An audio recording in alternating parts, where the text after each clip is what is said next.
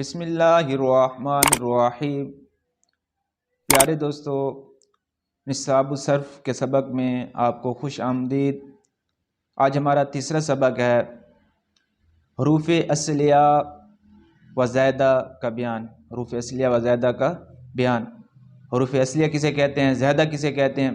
تو کسی کلمے کے مادہ کے حروف کو حروف اصلیہ، اور جو مادہ کے حروف سے علاوہ حرف ہوتے ہیں انہیں کیا کہتے ہیں؟ زائدہ کہتے ہیں، حروف زائدہ کہتے ہیں۔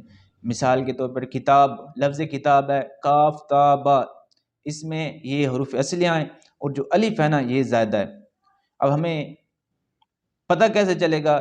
اس کے لیے صرفیوں نے وزن کرنے کا طریقہ خاص کیا ہے، ان کے نزدیک وزن کیا جاتا ہے۔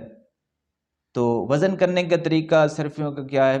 انہوں نے فا، عین اور لام کو خاص کر لیا ہے وزن کے لیے۔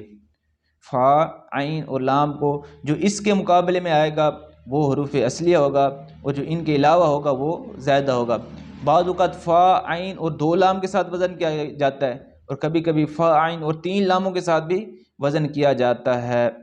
جیسے اب ہو گیا کاروما، یہ اس میں تین حرف ہیں اور تینوں ہی اس کے مادہ کوئی زیادہ نہیں ہے۔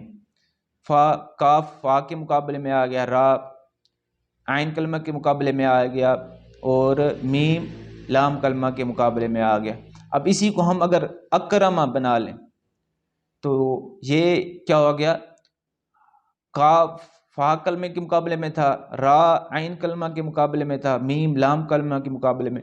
شروع میں جو حمزہ زیادہ ہوا ہے یہ زیادہ ہی ہے، اس کو کیا کہیں گے؟ زیادہ کہیں گے۔ اور جو وہ تین حرف تھے وہ حروف اصلیہ تھے، اور جو حمزہ آیا ہے وہ زیادہ ہے۔ یہ وزن کا طریقہ ہے۔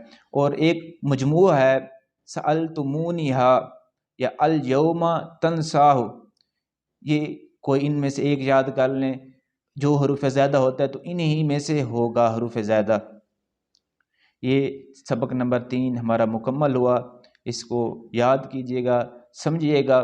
فا، عین، لام کلمہ کے مقابلے میں جو آ جائے انہیں حروف اصلیہ کہتے ہیں، اور جو ان کے علاوہ ہوں تو وہ حروف زائدہ ہوگا۔ یہ سبق سمجھ لیجئے۔ اس سبق کے سمجھنے کے اوپر ہے دار و مدار چوتھے سبق کا۔ جب یہ سمجھ آ جائے گی تو چوتھا سبق خود بخود یاد ہو جائے گا۔ السلام علیکم ورحمۃ اللہ۔